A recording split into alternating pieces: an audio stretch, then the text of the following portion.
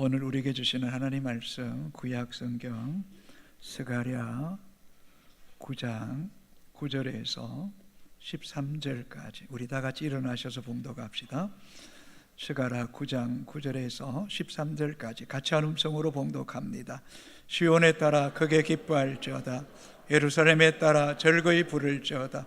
보라, 내 왕이 내게 임하시나니 그는 공의로우시며 구원을 베푸시며 겸손하여서 나귀를 타시나니 나귀의 작은 것 곧 나귀의 새끼니라.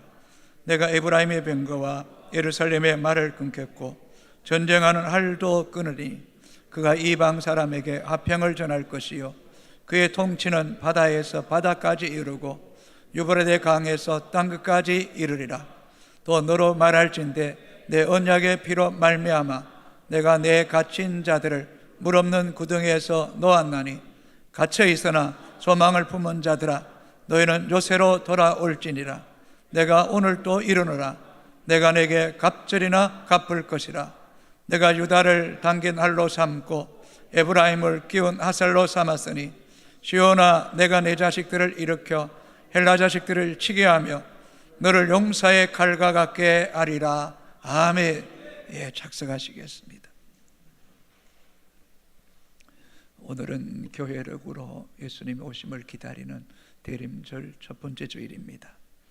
대림절은 2000년 전 베들레헴에 나신 우리 예수님의 성탄의 기쁨과 감격을 기리고 또다시 오실 그리스도의 재림을 준비하며 기다리는 계절입니다.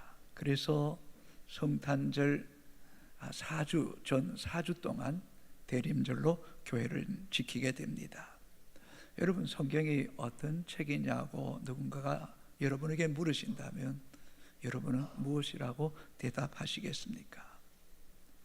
성경은 하나님이 어떤 분인지를 우리에게 잘 나타내 주신 책이다라고 말할 수 있습니다.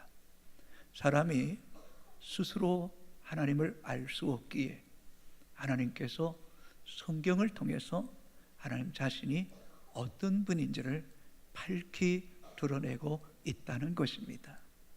또한 성경의 기록의 목적은 하나님께서 우리 인간을 사랑하셔서 예수 그리스도를 이 땅에 보내주심으로 우리를 죄와 사망에서 구원하셨다는 메시지가 이 성경의 기록의 목적입니다. 성경은 예언과 성취의 사건을 기록하고 있습니다. 구약 성경은 오실 메시아를 예언하고 있고 신약 성경은 오신 메시아의 성취의 사건을 기록하고 있습니다. 미가 선지자는 700년 전에 아기 예수님이 베들레헴에 탄생할 것을 예언했고 마태복음 2장에 예수님은 그 성취의 사건으로 베들레헴에서 출생하셨습니다. 이사야 선지자는 700년 전에 보라, 처녀가 잉태하여 아들을 낳을 것이라고 예언했고 마태복음 1장에 처녀의 몸을 빌려 성령으로 아기 예수님이 잉태하셨음을 성취 사건으로 기록하고 있습니다. 또한 스가랴 선지자는 500년 전에 메시아가 나귀 새끼를 타고 입성할 것을 예언했고 사복음서는 한결같이 나귀 새끼 타시고 예루살렘에 입성하신 성취의 사건을 기록하고 있습니다. 또 성경학자에 의하면 메시아의 출생에 대한 메시아에 대한 예언의 사건이 구약 성경에 200여 호에 기록되어 있고 그 모든 것이 성취되었다고 말합니다. 특별히 그 가운데 하나, 다시 오시마 약속하신 그 약속이 아직 성취되지 않았다. 그러나 구약 성경에 예언된 모든 사건들이 성취된 것으로 볼 때에 다시 오시마 약속하신 주님도 틀림없이 다시 오실 것이다 라고 말씀하고 있습니다. 그렇습니다. 우리 주님은 참되고 신실하시고 약속하신 것을 반드시 지키기에 이 땅의 재림주로 반드시 오실 것입니다. 성경은 이렇게 기록합니다. 사도행전 1장 11절 같이 읽겠습니다. 이르되 갈릴리 사람들아 어찌하여 서서 하늘을 쳐다보느냐 너희 가운데서 하늘로 올려진 이 예수는 하늘로 가심을 본 그대로 오시리라 하였느니라. 아멘. 성경을 더하지도 마십시오. 빼지도 마십시오. 이 예수는 하늘로 가심을 본 그대로 다시 오십니다. 재림주로 오시마 약속하신 그 주님을 우리는 반드시 고대하고 준비해야 됩니다. 그날에 준비하고 껴있고 순결한 신부로 주님 맞이하기를 단장하였다가 그 마지막 날에 나팔소리와 천사장의 호령과 함께 이 땅에 오실 때 주님을 맞이하여 영원한 천국의 혼인잔치에 참여하는 사람이 이 땅에서 하나님 나라에서 가장 복 있는 사람임을 믿음의 성도는 잊지 말아야 됩니다. 반대로 그날을 가볍게 여기고 세상과 물질에 도취되어 있다가 주님 오시는 날에 내가 너를 도무지 알지 못한다고 버림을 당하는 사람이 있다면 가장 불행한 사람이라고 말할 수 있습니다. 사랑하는 성도 여러분, 그리스도인의 궁극적인 삶의 목적지는 이 세상이 아닙니다. 우리의 궁극적 목적지는 영원한 하나님의 나라임을 이 대림절 기간이만이라도 우리는 분명히 기억하고 마음에 새겨야 될 줄로 믿습니다. 구약 성경 속에서 이스라엘 백성들이 메시아를 고대했던 시간은 그들이 바벨론의 포로로 끌려갔을 때부터입니다.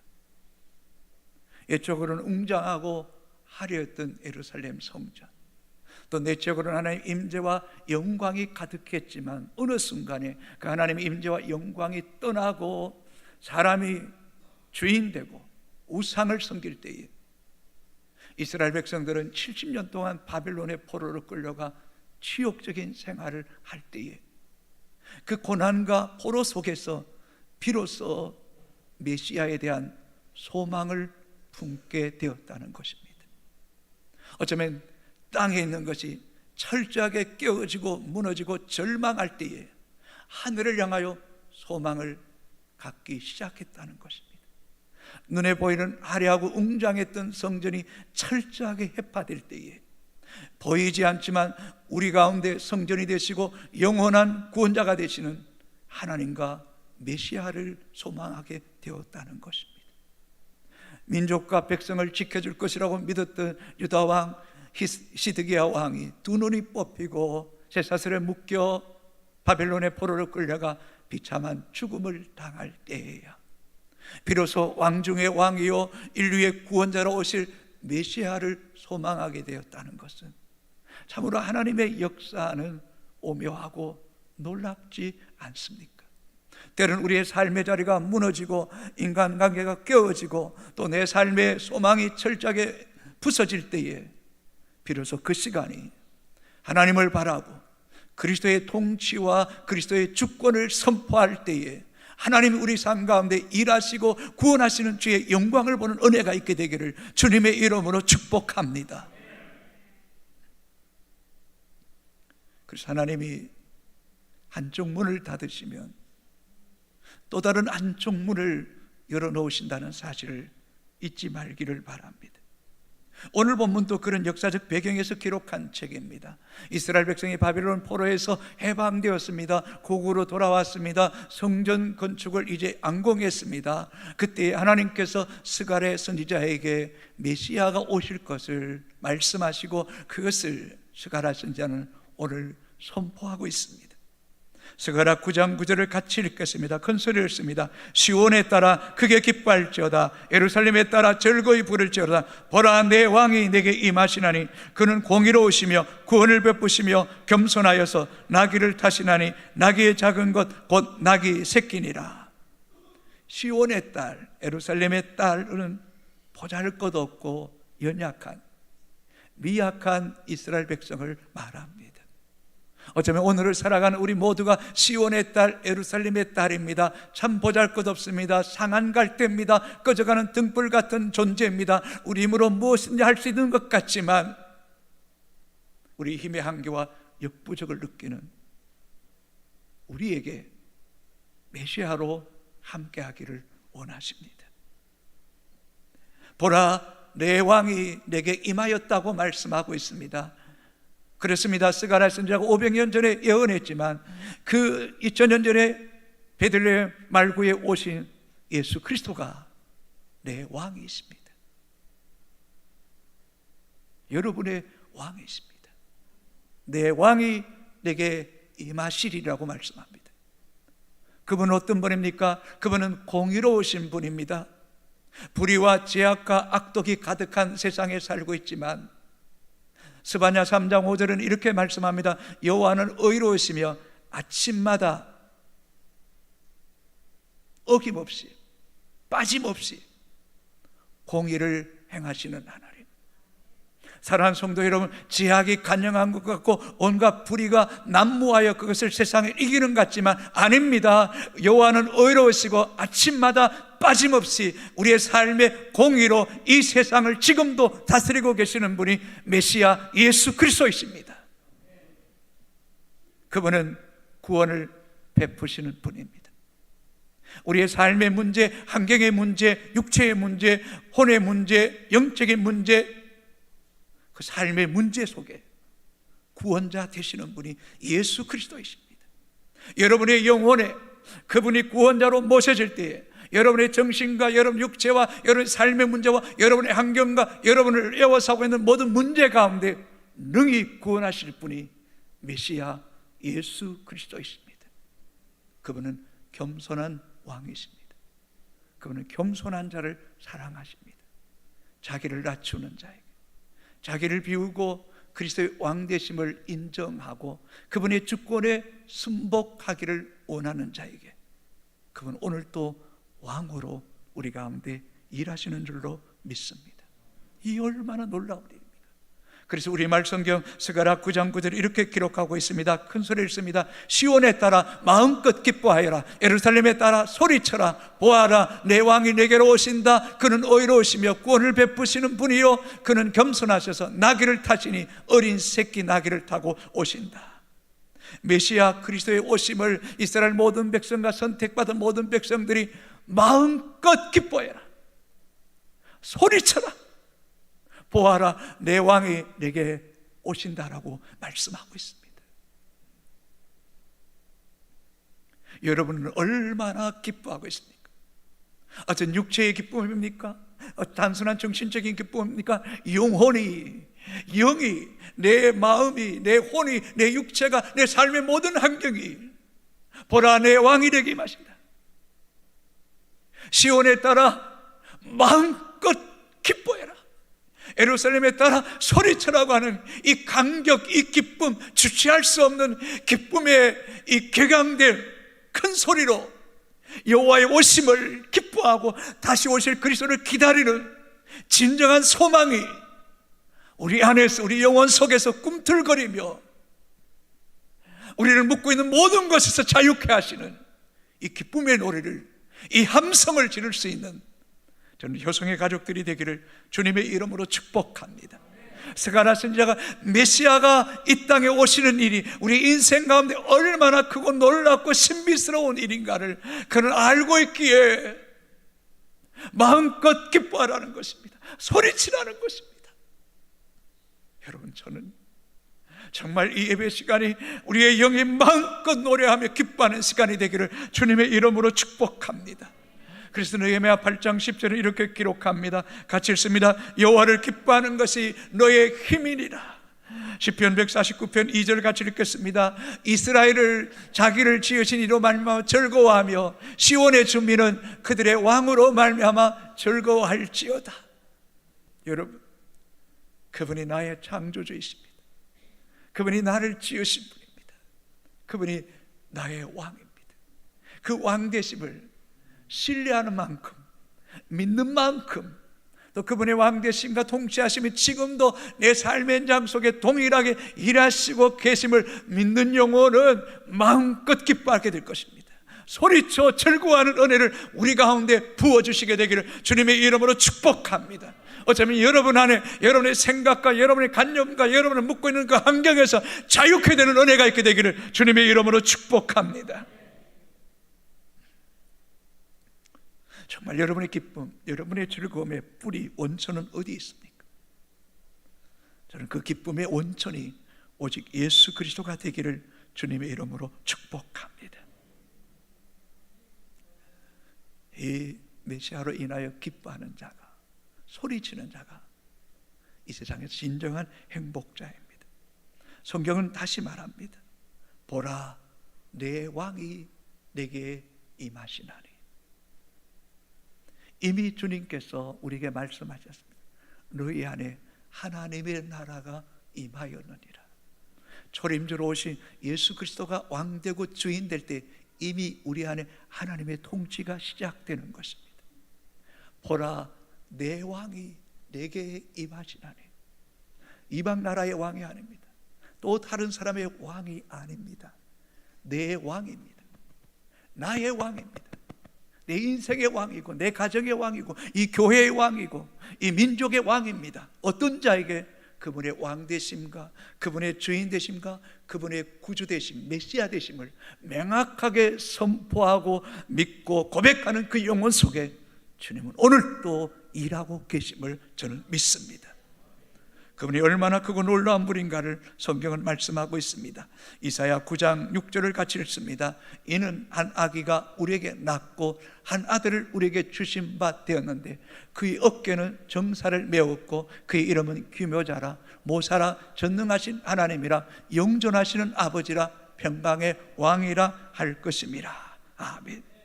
어깨에 정사를 메었고 한 아기가 우리에게 낳고 한 아들을 우리에게 주신 바 되었는데 예수 그리스도 메시아에게는 어깨에 정사를 메었다. 미스라라는 이 히브리어는 나라, 정부, 통치자, 왕이라는 것입니다. 오늘도 메시아의 왕되심을 선포하는 그 개인과 그 민족 속에 하나님의 정부, 하나님의 나라, 하나님의 통치가 시작됩니다. 그래서 그분은 기묘자라고 말합니다. 이 일이 참 귀하잖아요. 신비롭고 놀라울 일이잖아요. 여러분, 왜 우리가 어떤 가정 속에, 어떤 위기 속에, 곤란 속에, 어려움 속에는 침묵하고 있다가 그 일이 다 끝났을 때 하나님이 하셨습니다, 하나님이 도우셨네요, 그때서야 고백하시겠습니까? 지금 곤란 가운데 있을지라도 그분이 규모자이심을 선포하십시오. 우리 인생 가운데 지금도 또 다른 뒤편 속에 보이지 않지만 귀하고 신비롭고 놀라운 일을 행하고 계시는 우리 하나님이십니다. 그분은 모사이십니다. 오늘 우리의 삶의 문제와 곤란 가운데 있을 때 우리가 무엇을 해야 될지 알지 못할 때에 성령께서 우리 안에 계셔서 우리에게 조언해 주시고 충고해 주시고 가르쳐 주시고 권면해 주시는 그 음성에 귀를 기울이는 심령이 복이 있습니다. 그럴 때 그 하나님이 우리 속에 전능하신 하나님으로 일하실 것입니다. 그 속에 영존하시는 처음과 나중이 되시고 우리의 인생을 땅에서부터 영원까지 함께 하시는 우리의 아버지가 되실 것이고, 그분은 오늘도 우리의 삶의 평강의 왕으로 역사하십니다. 우리가 믿고 섬기는 하나님과 메시아가 얼마나 크고 강대하시고 또 얼마나 우리의 삶 속에 세밀하게 구체적으로 우리의 체질과 우리의 삶의 자리와 문제를 정확하게 하시고 간섭하시고 일하십니다. 어쩌면 여러분 삶의 평안할 때보다 여러분 삶의 위기와 곤란과 어쩌면 삶이 요동치는 그 순간일수록 오히려 하나님 우리의 삶 속에 더 세밀하게 일하시고 더 구체적으로 일하시고 그때가 메시아의 구원과 공의로우심의 통치를 구할 때임을 잊지 않게 되기를 주님의 이름으로 축복합니다.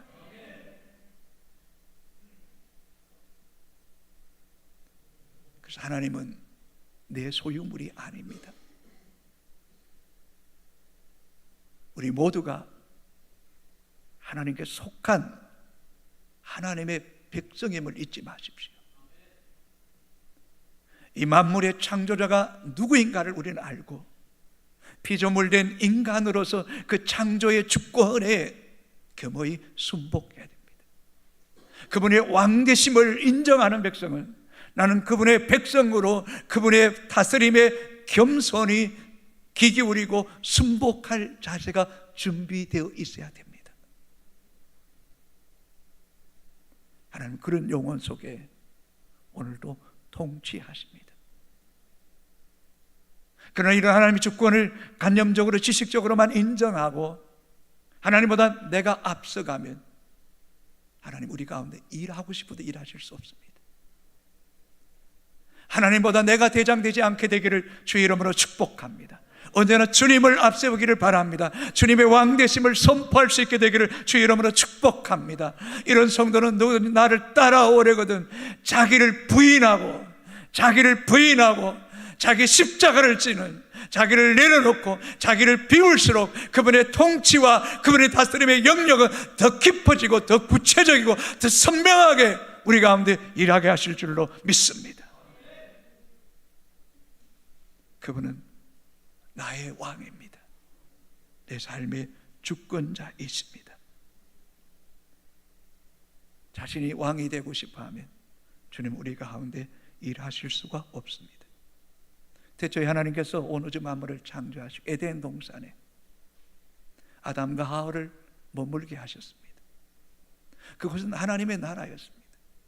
나라가 되기 위해서는 영토가 있어야 되고 백성이 있어야 되고 주권자가 있어야 됩니다. 에덴 동산의 영토는 하나님입니다. 에덴 동산의 백성은 아담과 하와입니다. 에덴 동산의 주권자는 하나님입니다. 그러나 하나님이 그 주권을 아담에게 대리자로 세우셨습니다. 그 대신 동산 중앙에 있는 선악을 알게 하는 열매는 먹지 말라. 하나님 왕되심과 주권자 되심을 인정하라고 말했습니다. 그러나 사단은 아담과 하와를 깨입니다. 먹는 날에 눈이 밝아질 것이고 네가 하나님같이 될 것이다. 죽지 않는다. 그 게임에 속아 넘어갔습니다. 왜요? 자기가 왕되기 위해서. 하나님 왕되심을 거부한 결과 아담과 하와에게는 수고와 땀을 흘리게 되고 고통이 찾아오고 어쩌면 그 인생 속에 수많은 가시와 엉겅퀴가 자라기 시작하게 되고 에덴에 추방당하고 생명나무 열매를 먹을 수 없게 되는 하나님과 단절되고 죽음이 찾아오고 말았습니다. 그러나 그리스도께서 이 땅에 오심을 통해 하나님과 인간 사이에 막힌 담을 놓으시고 화목하게 하시고 그분의 통치와 다스림 속에 우리로 하여금 살게 하셨음을 잊지 않게 되기를 주의 이름으로 축복합니다. 십자가를 헛되게 하지 않게 되기를 주님의 이름으로 소망합니다. 하나님께서 이스라엘 민족을 선택하신 이유는 단 한 가지입니다. 보이지 않지만 하나님의 왕되심을 인정하고 하나님의 주권 앞에 인정하며 하나님을 경외하기를 원했습니다. 어쩌면 저와 여러분을 선택하시고 부르신 이유도 보이는 왕이 아니라 보이지 않는 하나님이 왕이고 우리의 보이지 않는 예수 그리스도가 우리의 메시아이심을 선포하고 인정하고 경외하기 위해서 우리를 부르셨습니다. 그런데 이것이 지식적으로 관념적으로 그렇게 살 뿐 그리스도가 왕되심을 배척하고 내가 왕이 되어 살아간다면 주님 우리의 삶에 세이브 구원자가 되실 수 없다는 거예요. 메시아가 될 수 없다는 거예요.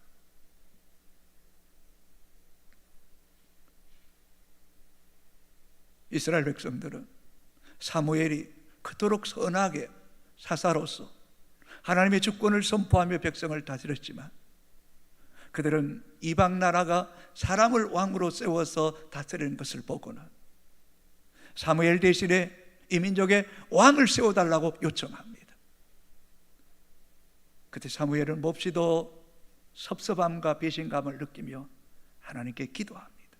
하나님, 이 백성이 보이는 왕을 세워달라고 말하고 나를 버리는 것 같습니다 라고 하나님 앞에 고백할 때 사무엘상 8장 7절에 이렇게 기록합니다. 같이 읽겠습니다. 여호와께서 사무엘에게 이르시되 백성이 네게 한 말을 다 들으라. 이는 그들이 너를 버림이 아니요 나를 버려 자기들의 왕이 되지 못하게 함이니라. 그들이 사무엘 너를 버린 거 아니야. 나를 버렸어. 하나님이 왕됨을 그들은 싫어했다는 겁니다. 그렇게 해서 세운 왕이 이스라엘의 초대왕 사울 왕입니다. 스스로 작게 여길 때 하나님 왕이 세웠지만 스스로 크게 여기고 하나님 말씀 무시할 때에 악령이 그를 지배하게 됩니다. 그리고 길보아 산에서 블레셋과의 전쟁에서 사울과 요나단과 말기스와와 그리고 그 세 아들이 그 전쟁에서 끔찍하게 죽고 맙니다. 성도 여러분, 하나님 왕 되심을, 그 주권자 되심을 거부한 자의 최후가, 그 민족이 얼마나 끔찍했는가를 우리는 잊지 말아야 됩니다. 오늘 스가랴가 말합니다. 시온에 따라 크게 기뻐하라. 예루살렘에 따라 즐겁게 소리치라. 보라, 내 왕이 내게 임하시나니. 오늘 여러분, 메시아, 공의로우신 구원자, 그 왕이 우리 가운데 임하게 되기를 주의 이름으로 축복합니다. 부족한 목사이지만 저는 늘 그것을 믿습니다. 보이는 세계는 보이지 않는 하나님의 통치 아래 있다는 것. 그분이 지금도 주권자로 만유를 다스리고 계심을 저는 확신합니다. 하나님이 우리 가운데 일하실 때에 그 일이 가장 완전합니다. 가장 선합니다. 그 일이 가장 복됨을 잊지 마시기 바랍니다. 다시 말합니다.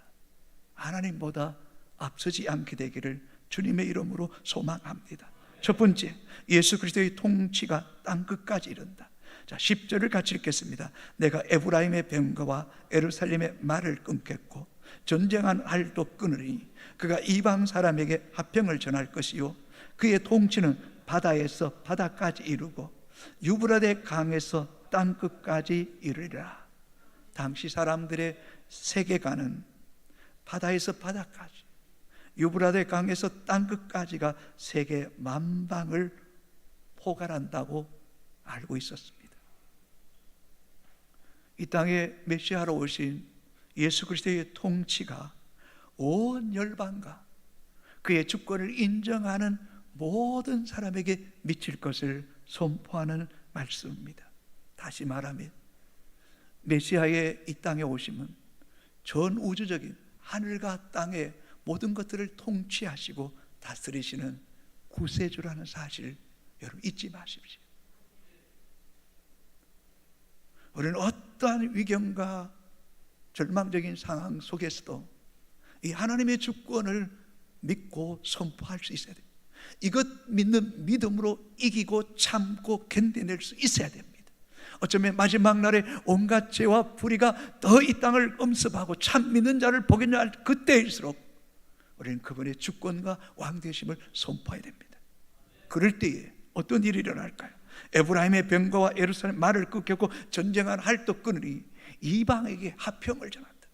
그리스도의 복음이 그저 그리스도 밖에 있었고 소망 없는 자였고 하나님 없는 자였던 우리에게 복음이 들어옴을 통해서 우리에게 화평, 이 화평은 살롬입니다.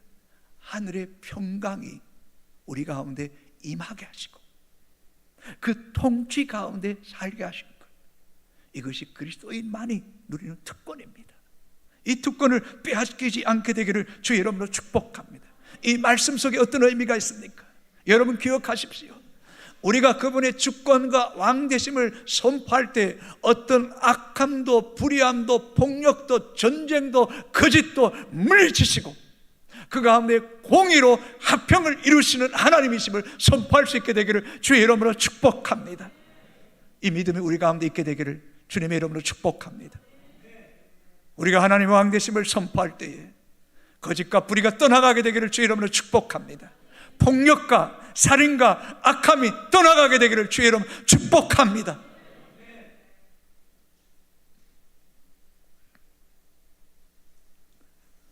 그런 의미에서 우리가 그리스도 안에 있는 것, 그 왕되심과 주권자 되심을 선포하고 믿고 살아가는 것이 얼마나 복이 있는지. 두 번째, 예수 그리스도의 새 언약의 백성이 됩니다. 11절 같이 읽습니다. 또 너로 말할진대 내 언약의 피로 말미암아 네가 내 갇힌 자들을 물 없는 구덩이에서 놓았나니. 구약시대 시내산에서 언약을 받은 것은 앳 언약. 짐승의 피는 앳 언약이라면 예수의 피는 새 언약입니다. 짐승의 피가 아닌, 항소나 용서의 피가 아닌, 죄도 흠도 티도 없으신 성령으로 잉태하시고